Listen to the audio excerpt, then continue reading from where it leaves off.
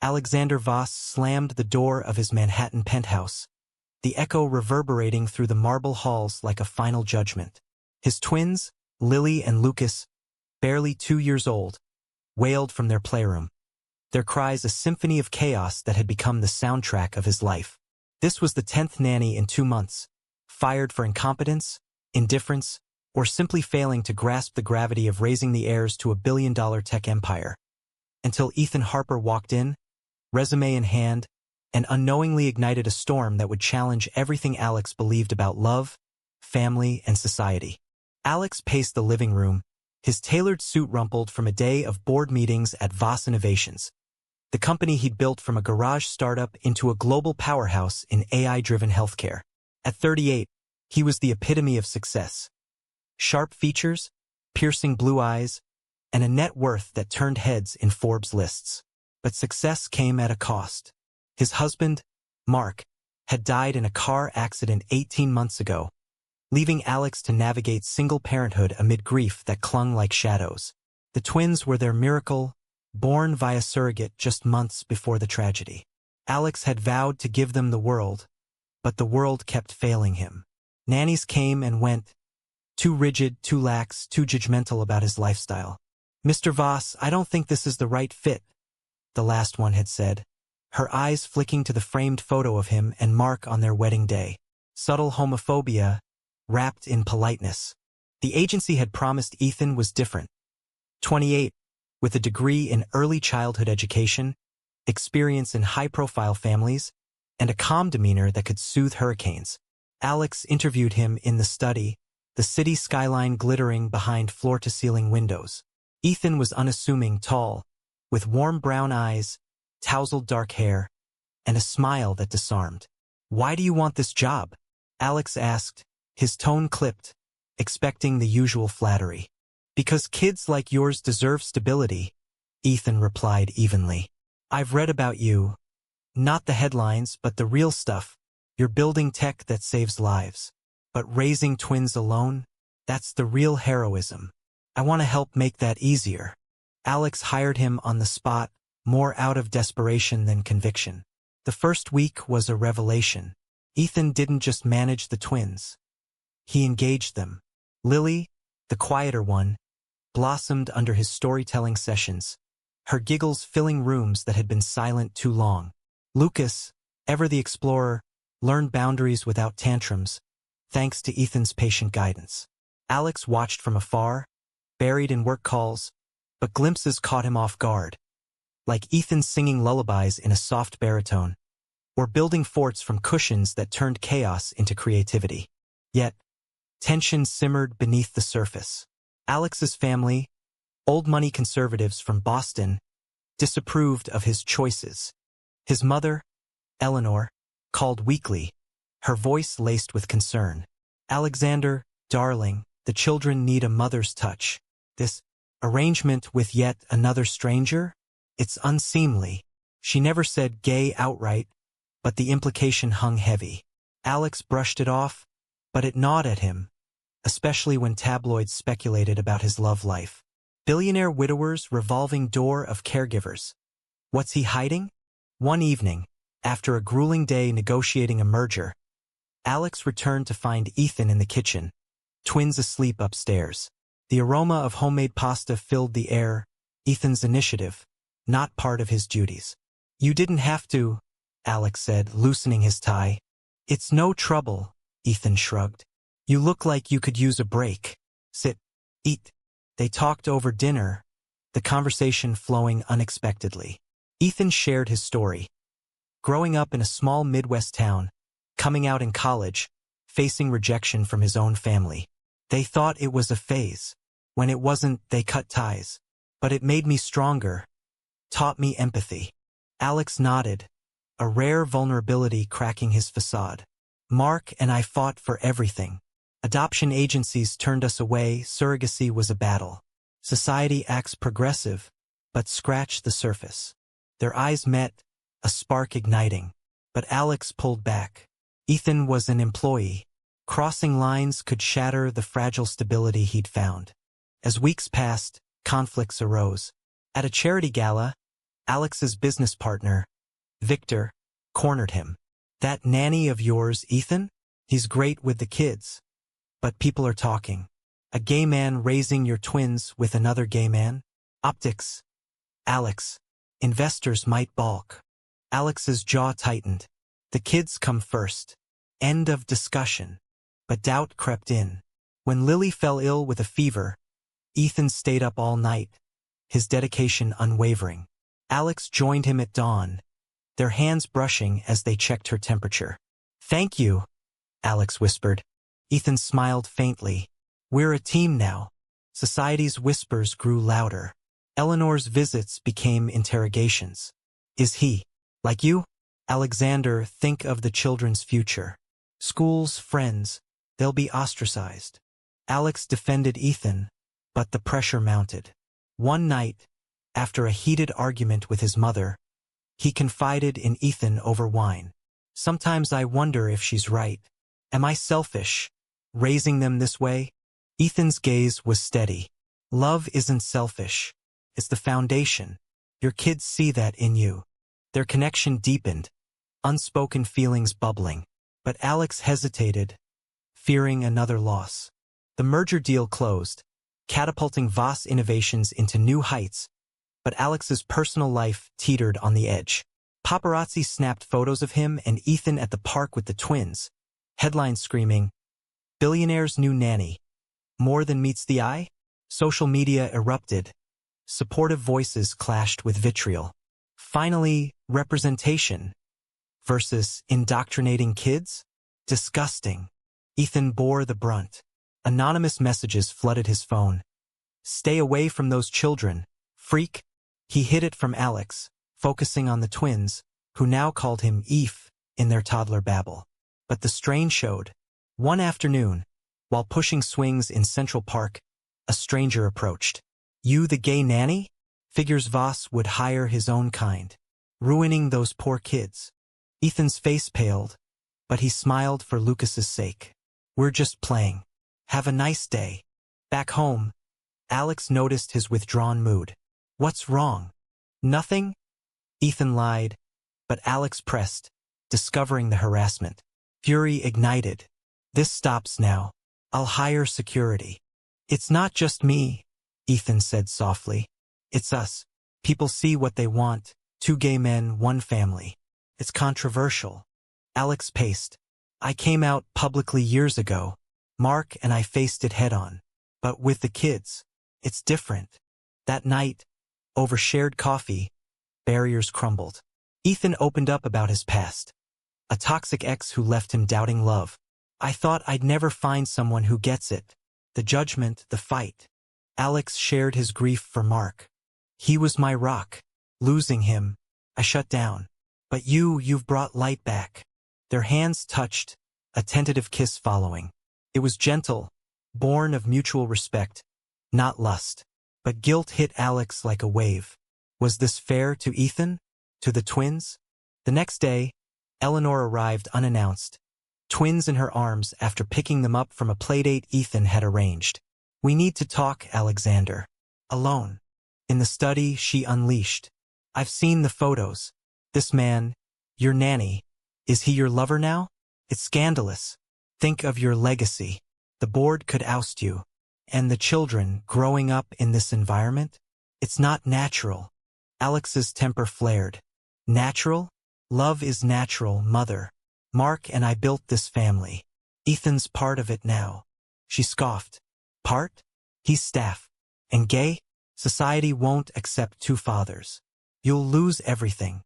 The argument escalated, voices rising. Ethan overheard from the hall, heart sinking. He loved the twins. And yes, feelings for Alex had grown. But was he causing harm? Later, Ethan confronted Alex. "Maybe she's right. I don't want to be the reason your world crumbles." Alex pulled him close. "You're the reason it's whole again." But external pressures intensified. Victor called an emergency meeting.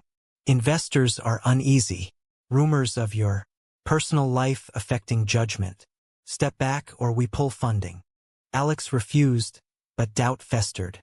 At a family dinner with extended relatives, whispers turned overt. Cousin Rebecca sneered. So, the nanny's your boyfriend? Charming. What message does that send to Lily and Lucas? Ethan excused himself, but Alex defended fiercely.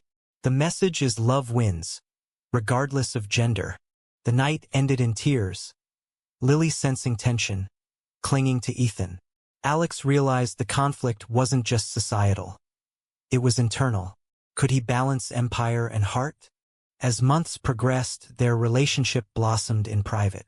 Stolen moments, walks at dusk, shared stories, built trust. But a bombshell dropped.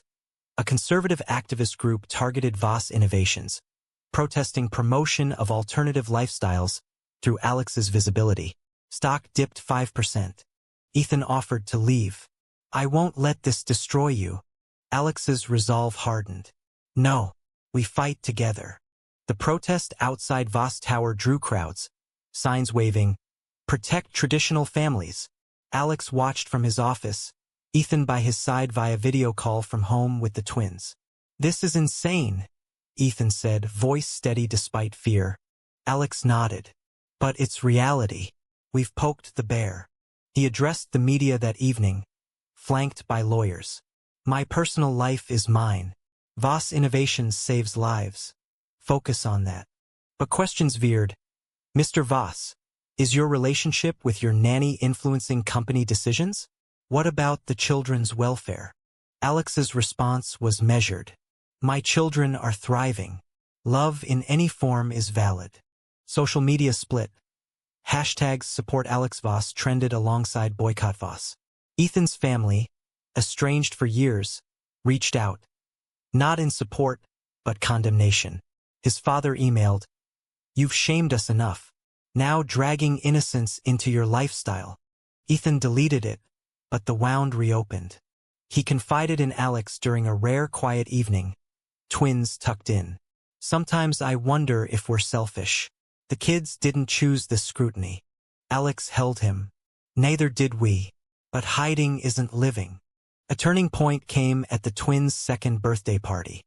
Alex invited close friends, but Eleanor crashed, bringing a traditional nanny candidate. A woman in her 50s, all smiles and judgment. Alexander, let me help. This is for the best. Chaos ensued. Guests whispered as Eleanor cornered Ethan. You're a fine caregiver, but this affair? It's confusing the children. Ethan stood tall.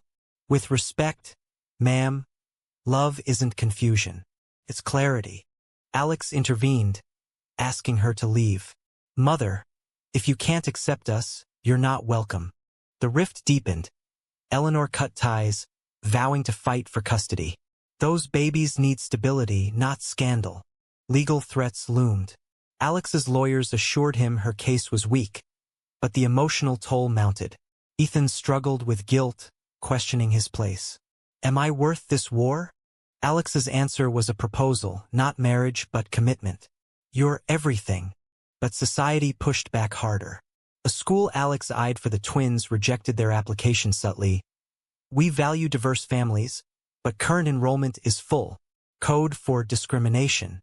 Ethan researched alternatives, finding an inclusive preschool. See, options exist. Their bond strengthened amid adversity, but a betrayal struck. Victor leaked internal emails, twisting Alex's personal notes into distractions. Board called for resignation. Alex fought in the meeting. My leadership built this. My life is irrelevant. Votes teetered. Ethan, waiting at home, prepared for the worst. Post-meeting, Alex returned exhausted but victorious. Barely. We won, but it's fragile. Relief mingled with resolve. They decided to go public properly, controlling the narrative. In an interview with a progressive outlet, Alex spoke. I'm gay, a widower, a father. Ethan is my partner, my rock. We're a family. Backlash was swift, lost contracts, hate mail. But support surged. Donations to LGBTQ+ causes in their name, allies emerging. Yet personal doubts lingered. Lily's first words included Dada for Alex and Eve for Ethan. Lucas drew pictures of their happy house. Innocence clashed with external hate. One night, a brick shattered a window. Note attached, "Fags out." Security tightened, but fear gripped. Ethan whispered, "Is this the life we want for them?" Alex pondered, choices weighing heavy. With heightened security, life in the penthouse became a fortress. Alex worked remotely more, prioritizing family. Ethan adapted, turning routines into adventures, museum trips under guard, but joyful nonetheless. Eleanor's custody suit filed, alleging unfit environment due to immoral influences. Court dates loomed, experts testifying on child development in same-sex households. Alex's team countered with studies showing no detriment, thriving kids in loving homes. The hearing was grueling. Eleanor on stand, "My son is blinded by grief. This man, Ethan, is a temporary fix, exposing the children to perversion." Ethan testified calmly, "I love those twins like my own. Our home is filled with care, not chaos." The judge, impartial, noted societal progress but lingering biases. Ruling pending, tension peaked. Meanwhile, Voss stocks rebounded as consumers rallied. Buy Voss. Support equality. Victor was ousted, exposed as the leaker, but victory felt hollow. Ethan faced his own demons, reconnecting with a supportive aunt, but haunted by rejection. What if the judge sides with her? We'd lose everything. Alex reassured, "We won't. But if we do, we rebuild, together." A scandal erupted. Tabloids claimed Ethan had a criminal record, fabricated, but damaging. Alex sued for defamation, tracing it to conservative lobbies. Public opinion swayed. A viral video of the twins laughing with Ethan humanized them. Celebrities endorsed, "Love is love." Yet internal conflicts arose. Alex's grief resurfaced. Anniversary of Mark's death. He withdrew, snapping at Ethan. "This isn't what I planned." Ethan understood. Grief isn't linear. "I'm here." They reconciled, stronger. The judge ruled in Alex's favor. Modern families evolve. Custody remains. Eleanor, defeated, reached out tentatively. "I was wrong. Can I see them?" Alex allowed supervised visits, bridges mending slowly. With threats waning, they planned a family vacation, first to Hawaii. Beaches, sunsets, normalcy. But a final twist. An investor pulled out, citing moral clauses. Alex debated selling shares. Ethan advised, "Your empire or our peace? Choose us." Alex did, stepping down as CEO, appointing a successor. Freedom followed. They moved to a quieter suburb, blending in. Twins started preschool, thriving. Love deepened, simple dates, shared dreams. Ethan proposed adoption papers for the twins. "Make it official." Alex agreed, tears flowing. Society's scars remained, but healing began. In their new home, a cozy estate outside New York, life settled into a rhythm Alex never imagined. The twins, now chatterboxes, filled days with questions and laughter. Ethan enrolled in grad school part-time, pursuing child psychology, while Alex consulted for startups, his billions affording choice. But echoes of conflict lingered. At a local PTA meeting, parents side-eyed them. "Two dads? Interesting." One said, tone dripping judgment. Ethan smiled politely. "Yes, and our kids are happy."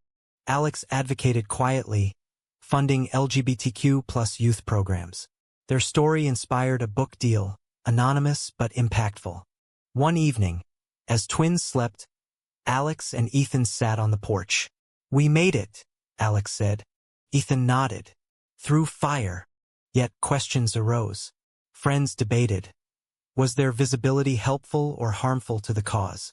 Protests had spotlighted inequalities, but at what cost to the children?